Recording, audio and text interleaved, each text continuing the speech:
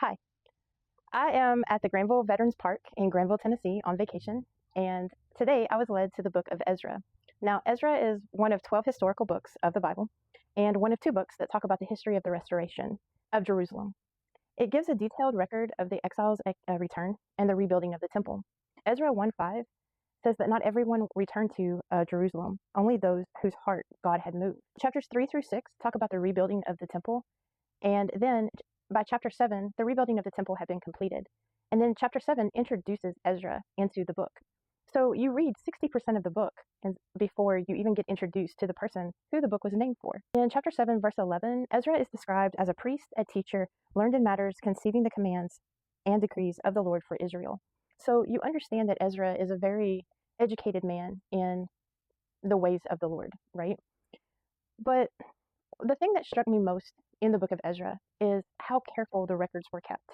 There was like a detailed account, a detailed inventory list in the first chapter of the items that were being allowed to be taken back with the exiles. And then in chapter 2, a list of all the exiles who went.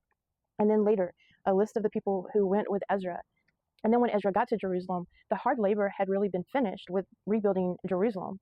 But the other hard work needed to be done. And that was changing Jerusalem's heart. And that was by having the people understand that they had done wrong by marrying people of other faiths, they called them foreigners, right? And so this intermarrying was what really had torn Ezra's heart apart. And so Ezra set about trying to correct this problem of all of these people intermarrying.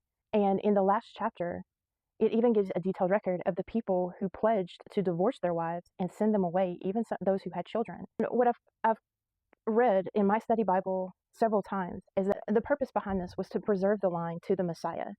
But then later in the New Testament, in 2 Corinthians, Paul says that Christians are called not to be yoked together with unbelievers. And one thing that kind of stood out to me, thinking back to my personal history of failed relationships and failed marriages, and thinking about how if I was truly prepared for the role for being married or not, was the role the church played in that. And one thing that I truly don't remember is whether or not anyone said, hey, did you know that the Bible gives you an example of how to date? That the Bible gives you an example of how to be engaged? That the Bible gives you an example of how to be married and how to fight in your marriage? Because I really just recently learned that. And the Bible does give us examples of this, but it's really not taught in churches. It's actually a book that seems to be avoided just due to the content of the book. And the book is the Song of Solomon, also called the Song of Songs, because it does give, it's very poetic, right? It can be very romantic at times. And it gives examples of some pretty steamy human passions. And, you know, I had been inspired in the past that whenever there was a book of the Bible to cross my path that I had not heard about a lot or seen a lot on social media, to kind of pursue it. And so starting tomorrow, I'm going to begin a series on the Song of Songs. And we are going to dive deeper into how to act according to the Bible when we're dating, and how to act when we're engaged, and how to fight fair when we're married. And just the Song of Songs is that example in the Bible for us how to be in a romantic relationship. God just doesn't say, hey, don't be unequally yoked and good luck to you. Like, he gave us a plan. And honestly, when I was preparing to get married, I don't know that was ever brought up for me. Or I don't know that I was ever encouraged to go and read that book.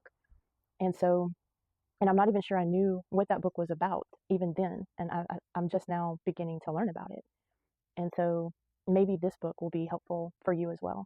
But tomorrow we will start diving into the Song of Songs as a series. And I'm not sure how long it will last. I'm not going to try to put a date on it or a number of days on it, because I think it's something that's really important in this day and age where we have so many failed marriages and so many failed relationships.